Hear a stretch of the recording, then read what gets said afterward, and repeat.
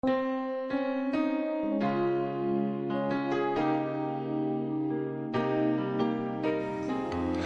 memulai pelajaran kita, mari kita berdoa dalam nama Bapa dan Putra dan Roh Kudus. Amin. Tuhan Yesus, pada pelajaran yang lalu, kami telah memahami makna sengsara dan wafat-Mu. Sekarang, teranglah pikiran dan hati kami, sehingga kami dapat memahami makna kebangkitan-Mu, agar iman kami semakin kuat dan teguh, menyandarkan hidup sepenuhnya ke dalam kuasa tangan-Mu, demi keluhuran nama-Mu kini dan sepanjang segala masa. Amin. Dalam nama Bapa dan Putra dan Roh Kudus. Amin. Selamat datang kembali bersama anak-anak Ibu kelas 8. Semoga kalian tetap sehat dan tetap semangat walaupun kita pembelajaran jarak jauh. Nah, sebelum melanjutkan pelajaran kita, mari simak video yaitu yang berkisahkan tentang kisah Thomas Alva Edison. Seorang anak laki-laki yang bernama panggilan Tommy lahir di Ohio, Amerika Serikat pada tanggal 11 Februari 1847. Dia tidaklah spesial, hanya memiliki kemampuan yang biasa-biasa saja, malah cenderung bodoh, atau lebih tepatnya sangat bodoh. Saat di sekolah, Tommy yang saat itu berusia 8 tahun tidak mampu mengikuti pendidikan yang diajarkan. Ia sering mendapatkan nilai yang buruk. Bahasa Inggris ia mendapat nilai 3, matematika dapat nilai 2, pelajaran biologi ia mendapat nilai 4. Hanya satu pelajaran di mana ia mendapat nilai 10, yaitu membaca. Tapi temannya mendapat nilai 40, ada yang 60. Paling tinggi mendapatkan nilai 95. Jadi nilai 10 Tommy, nilai yang jelek dong. Tapi Tommy malah senang. Dasar anak yang bodoh. Gurunya itu sampai jengkel. Tommy, kamu itu loh diajar kok gak mudeng-mudeng. Kamu tuh dasar godit. Sensor. Pihak sekolah akhirnya angkat tangan. Guru-guru menyerah. Tommy susah sekali diajar. Ia sangat bodoh sekali. Lalu pada suatu hari, guru sekolah memberikan sepucuk surat berwarna biru tua kepada Tommy. Guru itu berpesan, berikan surat ini kepada ibu kamu. Tommy pun pulang, lalu memberikan kepada ibunya. Menerima surat itu, ibu Tommy membaca dan ia sangat terkejut. Tommy dikeluarkan dari sekolah karena terlalu bodoh. Apa isi surat itu, Bu? Tanya Tommy yang penasaran. Berpikir sejenak, ibu lalu membacakan surat itu kepada Tommy. Putra Anda seorang yang jenius. Sekolah yang kecil ini tidak lagi mampu mengajarnya. Kami tidak memiliki guru yang cakap. Karena itu, sekolah memutuskan agar Tommy dididik sendiri oleh ibunya. Ujar sang ibu dengan suara yang bergetar. Ibunya Tommy lalu mengatakan, kamu anak yang hebat, Tommy. Sekolah belum cukup baik untuk mendidik anak jenius seperti kamu. Mulai saat ini, ibu yang akan mendidik kamu sendiri. Ibu lalu menangis karena sedih. Tapi dasar Tommy anak yang bodoh. Ia mengira ibunya menangis karena merasa sangat bahagia. Sejak saat itu, Tommy menjalani pendidikan di rumah. Ibu mendidik dengan sabar.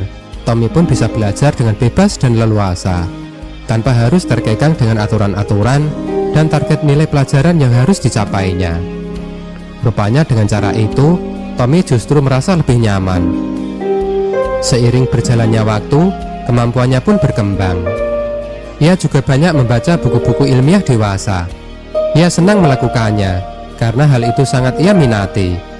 Dua karakter dari Tommy yang paling menonjol adalah ia memiliki rasa ingin tahu yang sangat besar dan pantang menyerah. Tommy yang selalu penasaran, bahkan sering melakukan eksperimen-eksperimen, seperti membedah hewan-hewan, karena keingintahuannya terhadap anatomi hewan-hewan di sekitarnya itu.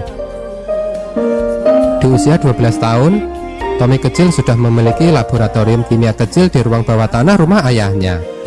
Setahun kemudian, dia berhasil membuat telegraf yang sekalipun bentuk dan modelnya sederhana dan primitif, tapi sudah bisa berfungsi.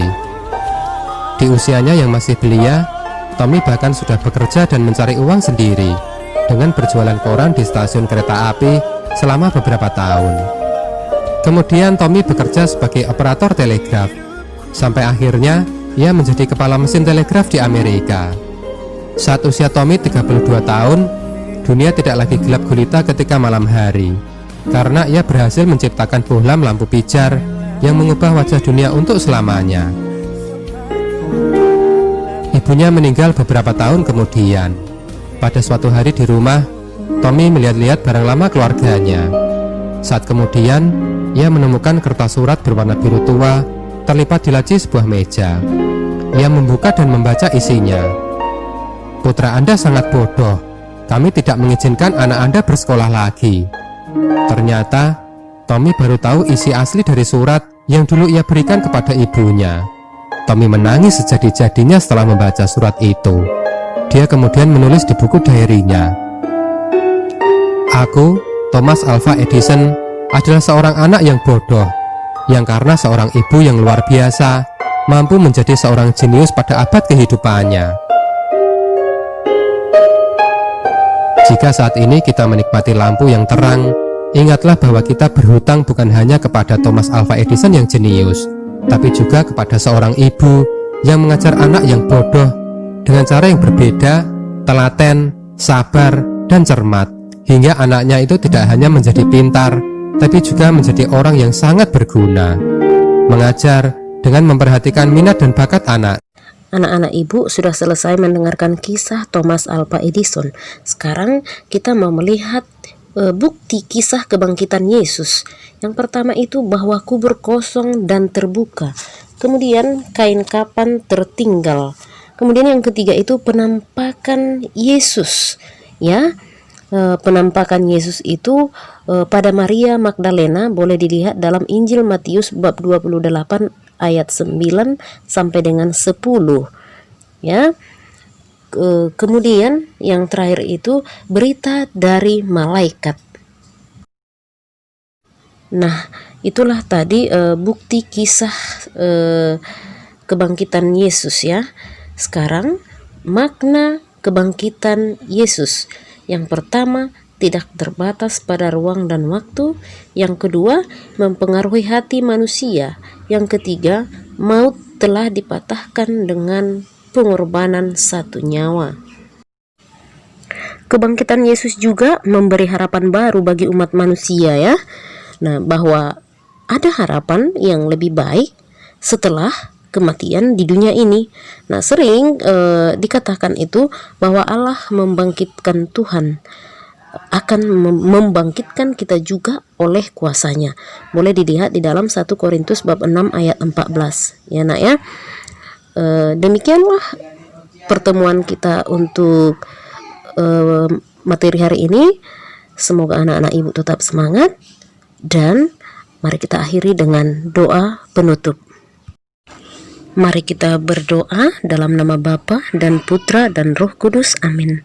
Tuhan kami Yesus Kristus, kebangkitan-Mu tidak hanya menyemangati hidup para murid-Mu, tetapi juga menyemangati kami untuk memulai babak hidup yang baru.